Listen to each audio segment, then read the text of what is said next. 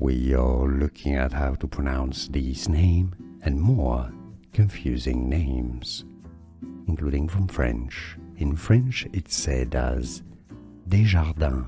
The S is silent at the end because it's French and so it's plural. This means from the gardens. Desjardins. So in English, Desjardins.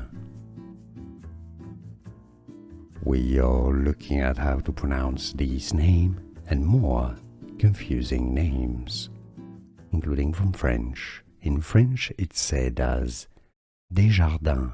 The S is silent at the end because it's French and so it's plural. This means from the gardens.